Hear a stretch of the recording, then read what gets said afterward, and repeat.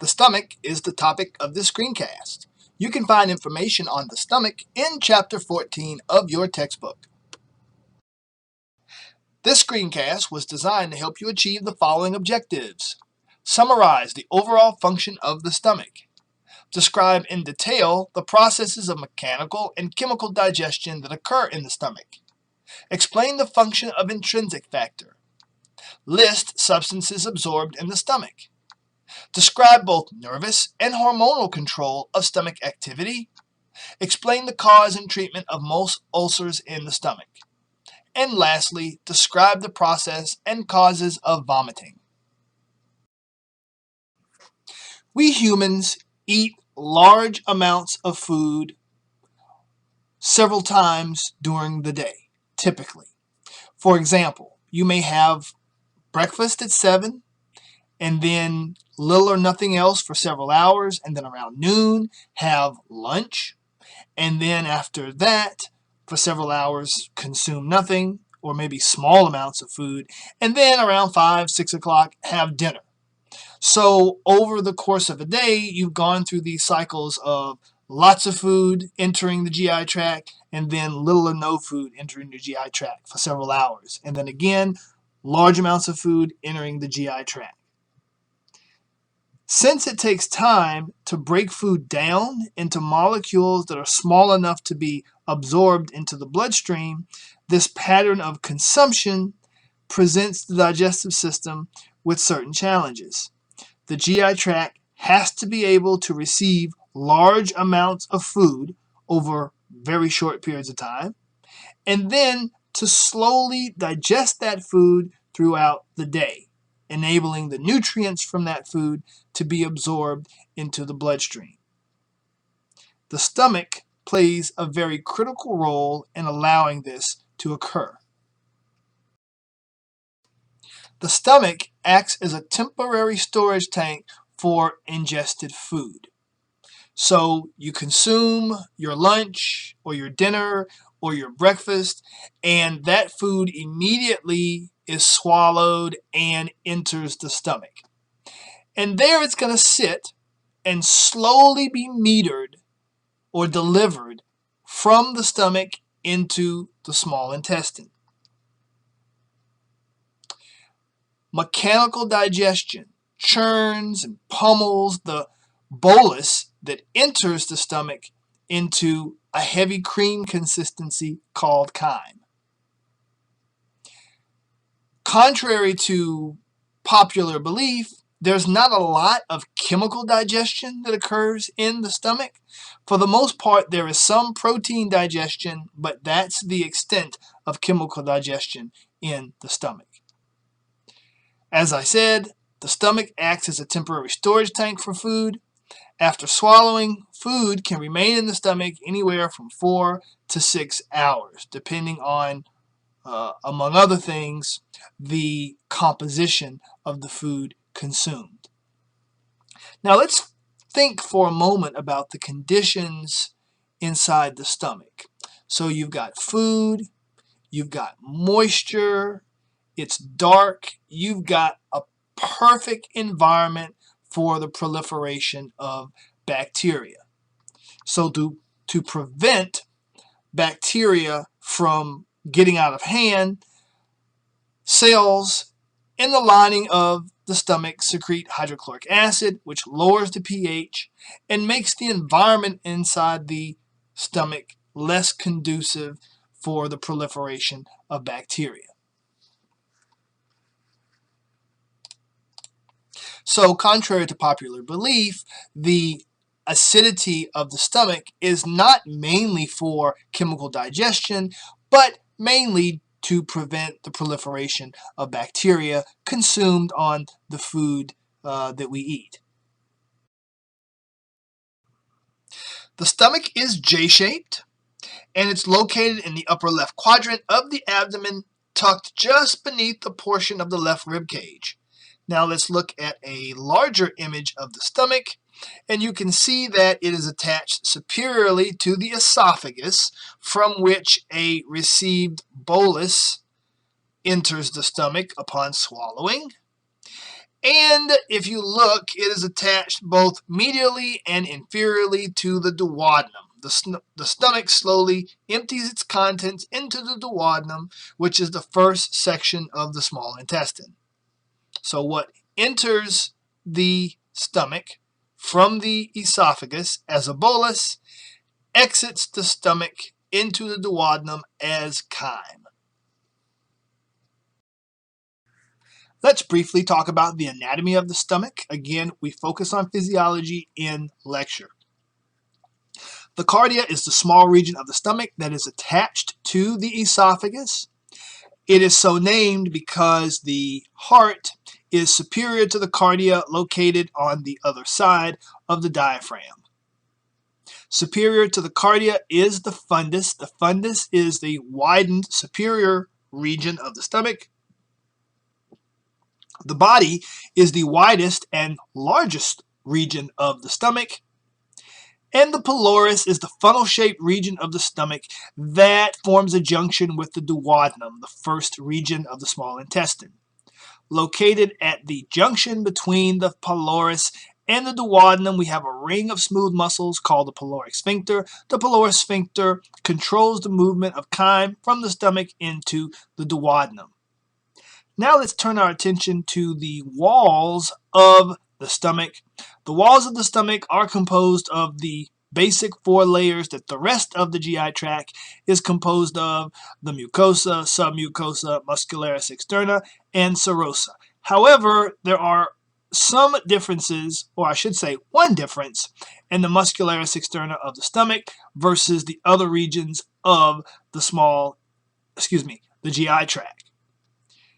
Like other regions of the GI tract, we have a longitudinal layer of smooth muscles. We also have a deeper circular layer of smooth muscles. However, in the stomach, we have a third layer of smooth muscles called the oblique layer. The oblique layer runs diagonal to the other layers, and it allows for the churning motions of the stomach, which help mechanically break the bolus down into chyme.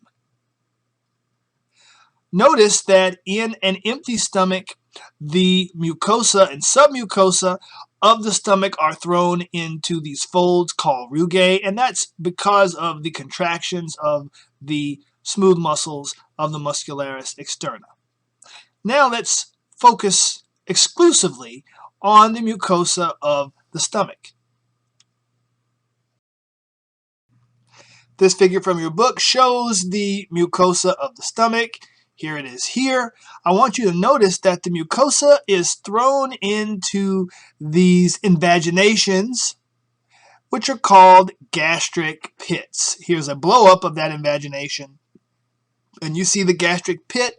The gastric pits lead to what are called gastric glands. These gastric glands contain secretory cells. These secretory cells each produce its own types of secretions.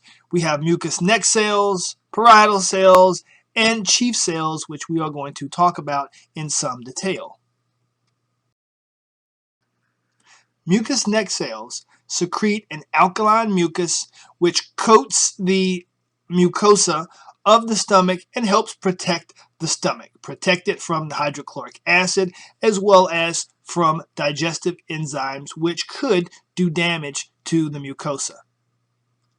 Parietal cells are those cells that secrete the hydrochloric acid to lower the pH and make the environment of the stomach less conducive to the proliferation of bacteria.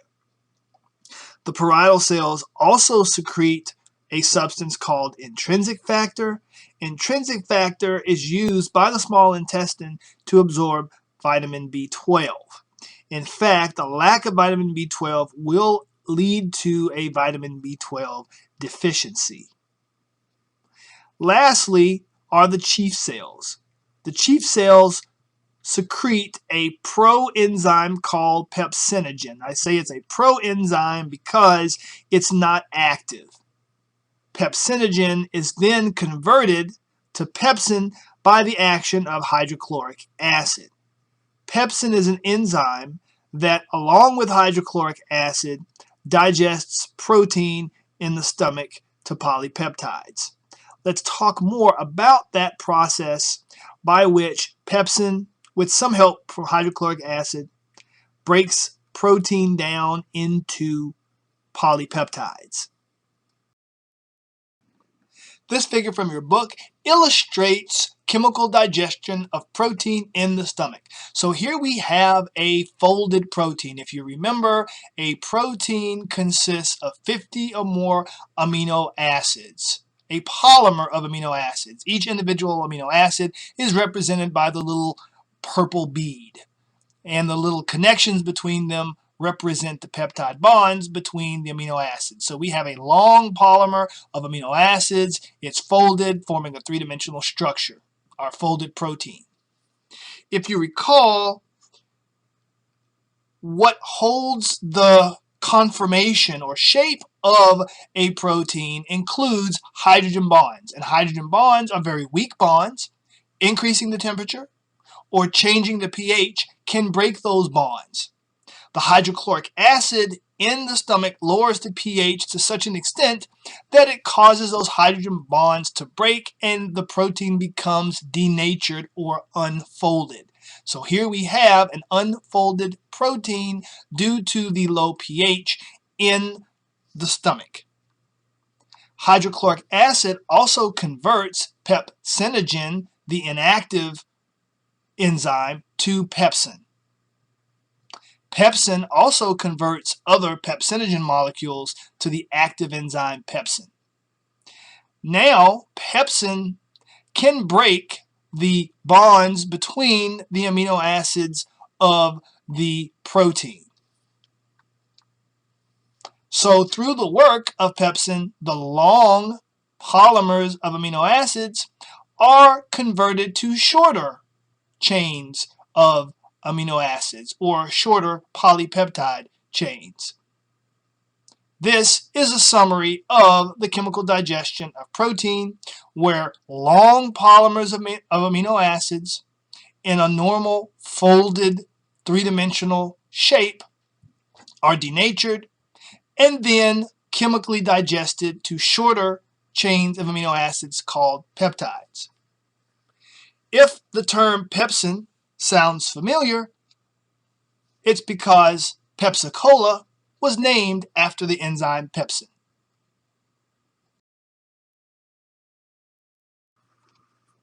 Another substance produced by the chief cells is renin.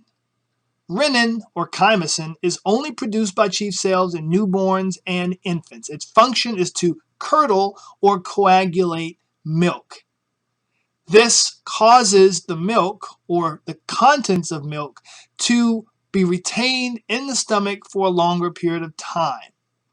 Therefore, it passes much more slowly into the small intestine, ensuring proper digestion and absorption of nutrients. If renin did not coagulate the milk, it would pass too quickly into the small intestine, overloading the small intestine and not allowing for proper digestion and absorption. Now, here's something you may find interesting. It's believed that in ancient times, renin led to the invention of cheese. It was common practice for travelers to carry milk on long journeys in containers made from the stomach lining of animals. It's believed that one hot day, the renin in the stomach lining of one of these containers turned the milk into liquid whey and the solid curd, thus revealing cheese. If you have an interest in this, here's a website which you can click onto and learn more about the history of cheese and the role that renin played in it. You may have heard the term gastric juice. What is gastric juice? Gastric juice is basically the combination of secretions from the parietal cells and the chief cells. So this includes hydrochloric acid, pepsinogen, intrinsic factor, and in infants and newborns, chymosin. We've talked about the chemical digestion that occurs in the stomach. Now let's focus on the mechanical digestion that occurs in the stomach.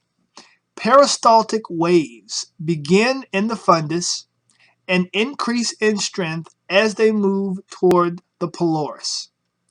As they move toward the pylorus, they cause the contents of the stomach to mix. So the food particles mix with the pepsin as well as the hydrochloric acid, supporting chemical digestion.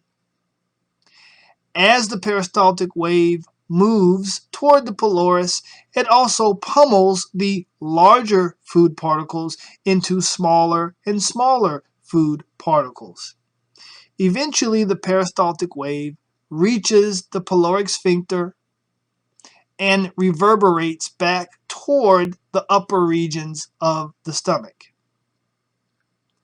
As it reverberates, the pyloric sphincter opens slightly for a very brief period of time and allows a small amount of chyme with small food particles to enter the duodenum.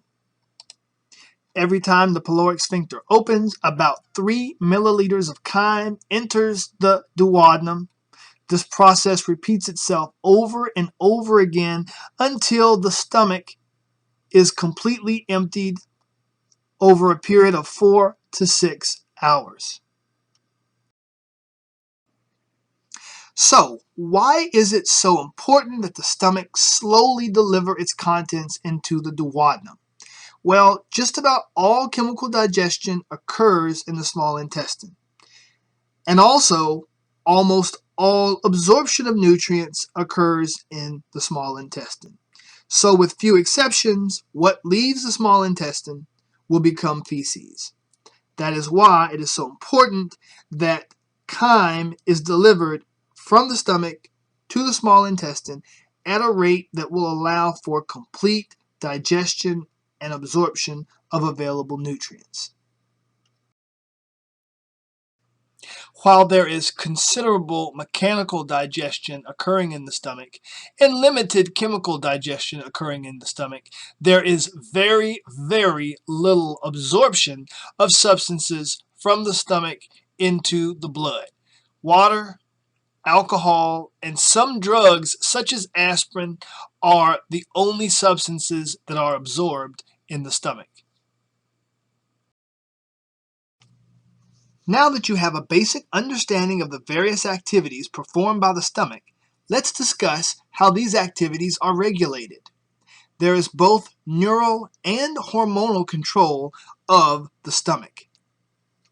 Nervous control is provided by the parasympathetic nervous system, specifically via the vagus nerve, cranial nerve number 10.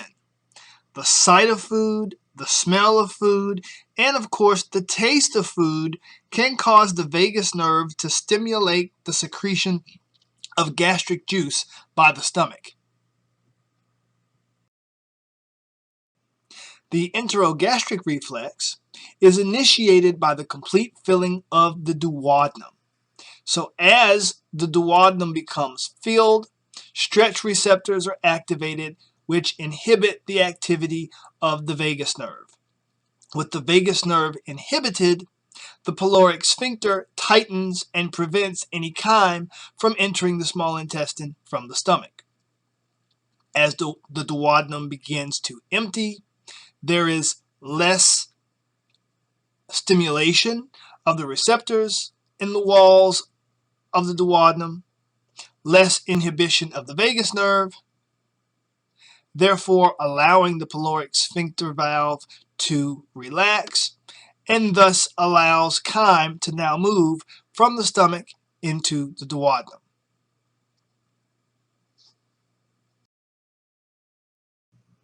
There is also hormonal control of stomach activity. One cell found in the gastric glands, which we did not discuss, are the G cells. G cells release the hormone gastrin in response to an increase in pH caused by the entry of food into the stomach. Gastrin enters the bloodstream, again it's a hormone, and it targets the parietal cells and chief cells of the gastric glands, increasing their secretions. More hydrochloric acid, more pepsinogen and intrinsic factor. In other words, Gastrin increases the production of gastric juice in response to the entry of food into the stomach.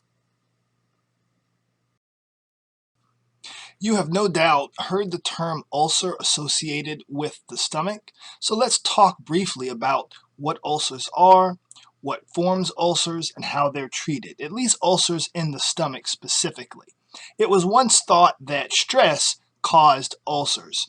However, that has been disproven, and more likely, if you have an ulcer, what caused it to form was a strain of bacteria called Helicobacter pylori. Helicobacter pylori enters the stomach through contaminated food. These bacteria appear to be very good at hiding in the mucosa so that they are not affected by the stomach acid. While in the mucosa, they produce toxins which damage the mucosa. The mucosa becomes inflamed and it becomes susceptible to damage by stomach acid, leading to the formation of an open sore, which is the peptic ulcer. This is a figure of a peptic ulcer. You can see the depression in the mucosa of the stomach.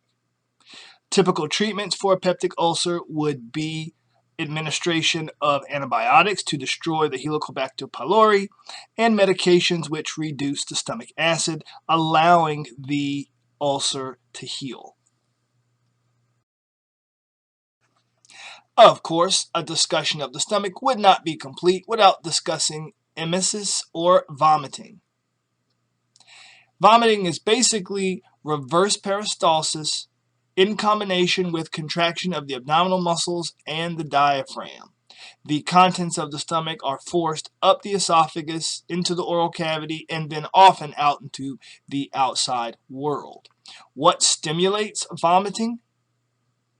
Vomiting is controlled by the emetic center found in the medulla oblongata. Irritation of the mucosa by toxins produced by bacteria in contaminated food, overconsumption of potentially toxic substances such as alcohol. Those can stimulate the medulla oblongata to induce vomiting. So the next time you are vomiting, you can thank your medulla oblongata for that. Now let's review the objectives of this screencast. Summarize the overall function of the stomach. Describe in detail the processes of mechanical and chemical digestion that occur in the stomach. Explain the function of intrinsic factor. List substances absorbed in the stomach. Describe both nervous and hormonal control of stomach activity. Explain the cause and treatment of most ulcers in the stomach. And lastly, describe the process and causes of vomiting. The topic of the next screencast will be the small intestine.